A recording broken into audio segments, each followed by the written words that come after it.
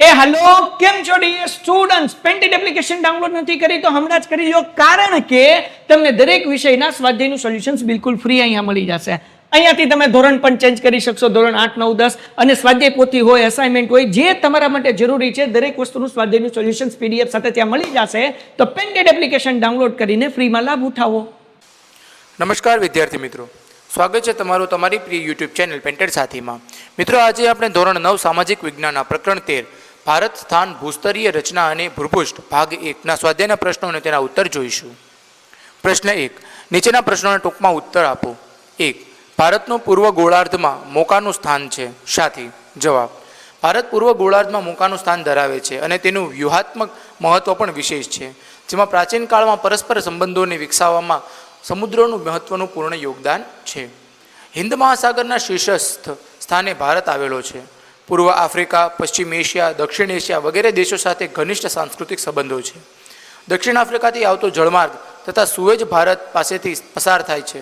એ દૃષ્ટિએ ભારતનું પૂર્વ ગોળાર્ધમાં મોકાનું સ્થાન છે। 2, ભારત વૈવિધ્યસભર ભૂપૃષ્ઠ છાતી ધરાવે છે। જવાબ, ભારતનો ઉત્તરનો ભાગ ઊંચી વિશાળ પર્વત શ્રેણી આવેલી છે। તેમાં હિમાલય જેવો ઊંચા પર્વતો, ઉચ્ચ પ્રદેશો, ઊંડી ખીણો, ઘાટ વગેરે આવેલા છે। તેમજ ઉત્તરનો મેદાની પ્રદેશ વિશાળ છે, જેમાં ગંગા, સિંધુ, બ્રહ્મપુત્રા જેવી મોટી નદીઓના કાપની માટીનું બનેલું છે। દક્ષિણમાં દ્વીપકલ્પી ઉચ્ચ પ્રદેશ આવેલો છે। દક્ષિણમાં પ્રાચીન મંદિરો, કુદરતી નજારો પણ જોવા મળે છે। ત્યારબાદ પૂર્વ પશ્ચિમ કિનારે તટીય મેદાનો છે। આમ ભારતમાં વૈવિધ્યસભર ભૂપૃષ્ઠ ધરાવતો દેશ છે। 3, ભારતનો આંતરરાષ્ટ્રીય વેપાર કેમ સરળ બન્યો છે? જવાબ, ભારતનો આંતરરાષ્ટ્રીય વેપાર સરળ બન્યો છે કારણ કે વિશ્વના ઘણા બધા દેશોનો વેપાર સમુદ્ર કિનારાના લાભને કારણે સરળ બન્યો છે। ભારત લગભગ 7500 કિમી લાંબો સમુદ્ર કિનારો ધરાવે છે અને મોકાનું ભૌગોલિક સ્થાન ધરાવે છે। આ ઉપરાંત લાંબા સમુદ્ર માર્ગો સુએઝની નહેરમાં થઈને યુરોપ, ઉત્તર આફ્રિકા, ઉત્તર અમેરિકા થઈ ઇન્ડોનેશિયાની મલાકાની સમુદ્ર ધુનીમાં થઈ પેસિફિક મહાસાગર પ્રસાર કરીને કેનેડા પહોંચી શકાય છે। આમ સમુદ્ર માર્ગ બહોળો હોવાને લીધે આંતરરાષ્ટ્રીય માર્ગ સરળ બન્યો છે। 4, ભારત સંસ્કૃતિનું સમન્વય તીર્થ બન્યું છે, સમજાવો? જવાબ, ભારત એ સહિષ્ણુતા ધરાવતો દેશ છે। તેમાં બધા ધર્મો, જાતિઓ અને પ્રજાઓ પ્રત્યે સંભાવ એ ભારતીય સંસ્કૃતિનું આગવું લક્ષણ છે। આથી ભારતે તમામ દેશો જોડે મૈત્રીના દ્વાર ખુલ્લા રાખીને સૌને આવકાર્યા છે।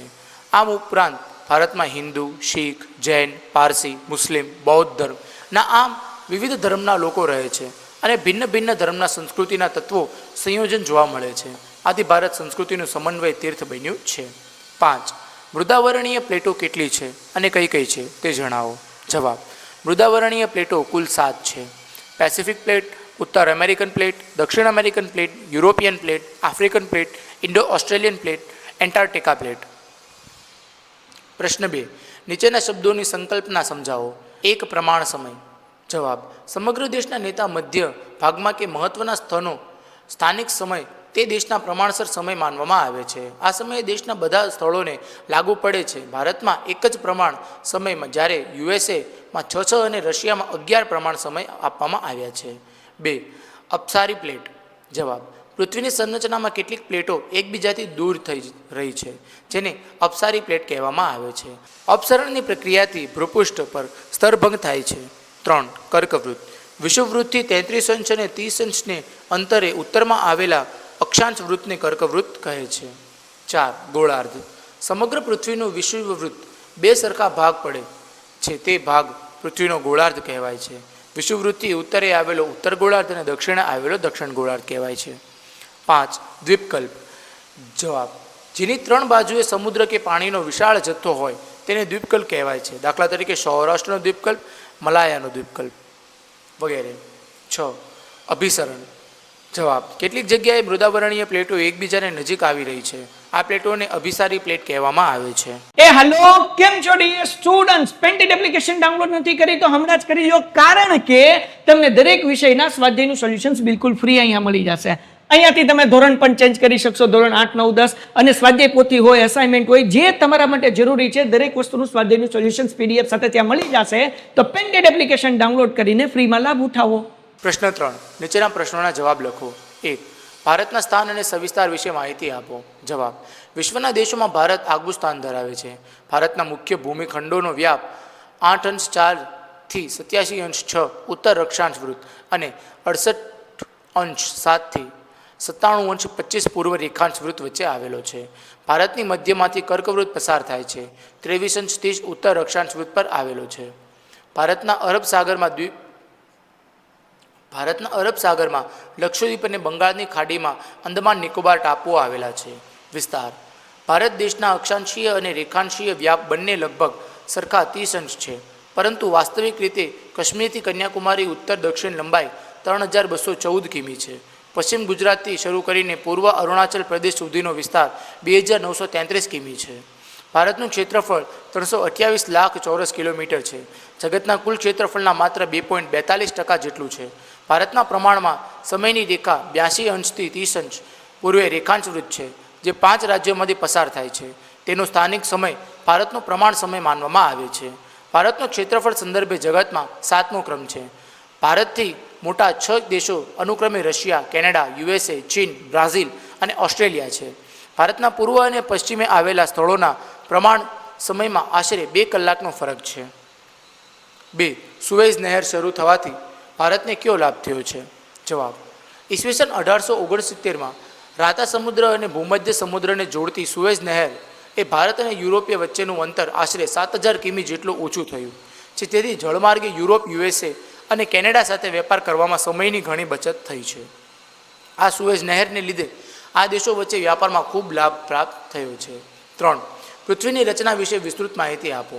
જવાબ: પૃથ્વીની સંરચના વિશેની જાણકારી ખૂબ જ રોચક છે. પૃથ્વીનો ઉપરનો પોપડો તેની નીચે રહેલા એસ્થેનોસ્ફિયરના અર્ધ વિસ્તારમાં ખડકોની ઉપર તરી રહ્યો છે. પૃથ્વીના પેટાળમાં થતી કિરણોત્સર્ગી પ્રક્રિયાને પરિણામે ગરમી ઉદ્ભવે છે. ભૂકવચ તરફ ઉદ્ભવતા તરંગો દ્વારા ઉપરના પડ ફાટીને મોટા મોટા ટુકડામાં વિભાજિત થઈ જાય છે અને આમ મુખ્ય 7 મુદ્દાવરણીય પ્લેટોની રચના થાય છે.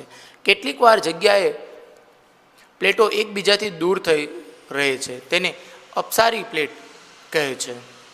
કેટલીક પ્લેટો એકબીજાથી નજીક આવી રહી છે, તેને અભિસારી પ્લેટ કહે છે.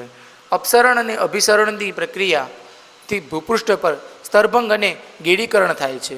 આ પ્લેટની ગેરવિધિઓ થકી લાખો વર્ષો દરમિયાન ભૂમિખંડોના આકરો અને સ્થાન ફેરો થાય છે. પ્લેટો જ્યારે એકબીજાથી દૂર ખસે છે ત્યાં ભૂમિખંડોને મહાસાગરોમાં ફાટોનું નિર્માણ કરે છે. ભારત કરોડો વર્ષ પહેલાં ગોંડવાના લેન્ડ નામના પ્રાચીન વિશાળ ભૂમિખંડનો ભાગ હતો. આમ ભારતીય ભૂમિખંડમાં અનેક વિવિધતા જોવા મળે છે. પ્રશ્ન 4. નીચેના પ્રશ્નોનો સાચો વિકલ્પ પસંદ કરી જવાબ આપો. 1. ભારતની પ્રમાણ સમયની રેખા કયા રાજ્યમાંથી પસાર થાય છે? જવાબ ડી, તમિલનાડુ.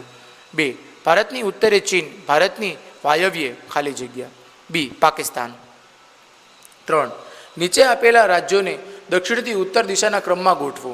ઉત્તરાખંડ, કેરળ, મધ્યપ્રદેશ, આંધ્રપ્રદેશ, દિલ્હી. જવાબ બી, કેરળ, આંધ્રપ્રદેશ, મધ્યપ્રદેશ, દિલ્હી, ઉત્તરાખંડ. 4.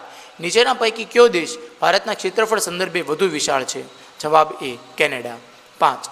ભારતના પાડોશી દેશોના સંદર્ભે કઈ જોડી અયોગ્ય છે? જવાબ બી, બાંગ્લાદેશ, પશ્ચિમ. મિત્રો, અહીં આપણો સ્વાધ્યાય એ પૂર્ણ થાય છે. તમે હજુ સુધી પેન્ટેડ સાથે ન જોડાયા હો તો આજે જ પેન્ટેડ સાથેને સબસ્ક્રાઇબ કરો. હવે આપણે મળીશું એક નવા પાઠના સ્વાધ્યાયના પ્રશ્નો અને તેના ઉત્તરો સાથે. હેલો, કેમ છો ડિયર સ્ટુડન્ટ્સ? પેન્ટેડ એપ્લિકેશન ડાઉનલોડ નથી કરી તો હમણાં જ કરી લો, કારણ કે તમને દરેક વિષયના સ્વાધ્યાયનું સોલ્યુશન્સ બિલકુલ ફ્રી અહીંયા મળી જશે.